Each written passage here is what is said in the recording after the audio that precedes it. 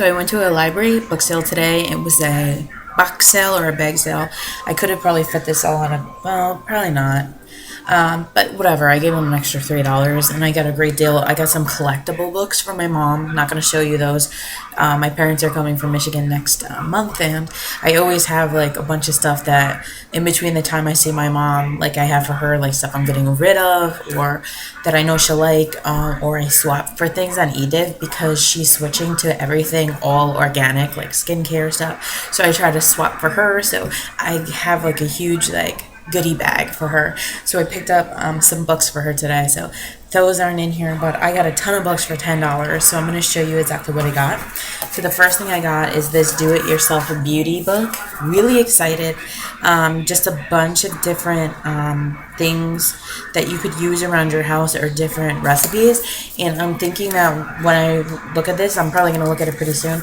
I'm going to maybe do some videos on these do-it-yourself things because I would really like to have more natural things like face masks and scrubs and stuff. So I really want to start doing those kind of things, and I can kind of review and tell you how well it works. So this is a great book. The next book is another beauty book, and it's called The Wrinkle Cure, Unlock the Power of Pharmaceuticals for Supple, Youthful Skin by Nicholas Percone, very well-known skincare writer. So this is all about different things in skincare and how your skin works and all kinds of stuff like that. So I was excited to get some beauty books. There's another one, but I'm not at that part yet. So I did get some young adult fiction books. I got The Confessions of the Sullivan Sisters. I've been wanting to read this. And it's something about, like, their grandmother is going to die, and they learn that, it says, grandmother gathers the family around on Christmas Day and says she will die, and she's cut the entire family out of her will. Since she's the source of all their incomes, this means they'll be poor. Someone in the family has offended her deeply. If that person comes forward with a confession of his or her crime submitted in writing to her lawyer by New Year's Day, she will reinstate the family will. I thought that sounded so interesting. So this is probably going to be a really quick read, so that's interesting. I got The Pact by Jodi Picoult, and this is about two teenage kids that I believe one, they have a pact, they're like lifelong friends, and they both end up dead, I believe. Like, they can't figure out who killed who and who killed themselves. I believe that's what this is about, and I haven't read Jodi Picoult in a while. This is called Stick Figure. It's about a girl who became anorexic when she was 11, and I really enjoy reading memoirs. Never read this, but this is a classic. I have a journalism degree, but this is Fear and Loathing in Las Vegas. Hunter S. Thompson, classic American writer, and it's all about like drugs and stuff. Then this is in really bad condition, but I picked up Marie Antoinette, and Antonella Fraser is a great historical fiction writer, and it says this is the book that inspired the film, which I watched. I think I own it. So I would always really, I've read a few things about her, but I like reading these kind of ones in like the dead of winter, so pick that up. I think that's the first book I found, and then I read this a long time ago, but I picked it up again. It's Sex, Drugs, and Cocoa Puffs by Chuck Klosterman. He writes really interesting, like pop culture-y kind of stuff. So then I got an R.L. Stine book, and it's about this girl, 23-year-old in New York, and she starts writing a personal ad, I guess.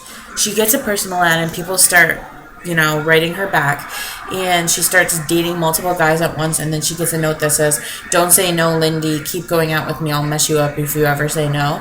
And then she has to figure out of the four guys, which one is the one that's the freak. So, it's really creepy. So it's R.L. Stine. So, yeah. Then I got The Bride Stripped Bare. And I guess this is a book about a diary with sexual awakening. So it's an adult book, obviously. This I've always wanted to read, and I never read. Another memoir, Hypocrite in a Puffy White Dress. This is Vampire Kisses. I think I owned this once and I got rid of it, but it's two books in one by Ellen Schreiber. It's vampires, obviously. And then I love books like this. It's Reader's Digest Household Hints and Handy Tips. And it's just a bunch of stuff like how to do stuff around your house or just different tips. There's actually beauty stuff in it.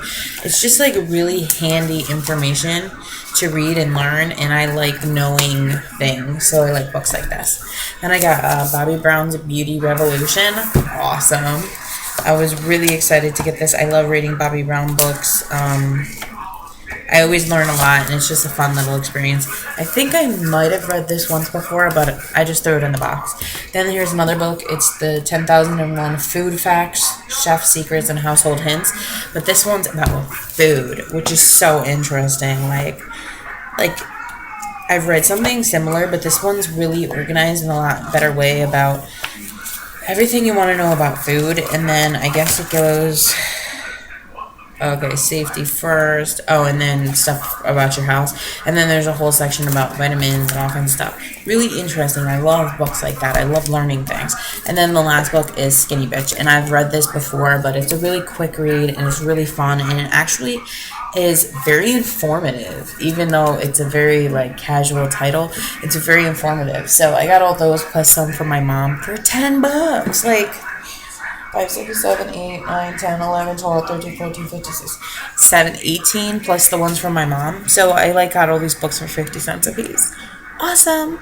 I could have totally got so many more, but I picked ones that I know that I really, really would read. Because I have a problem with buying books and then I eventually gets to the point I don't read it. So I'm going to talk to you guys later. Bye.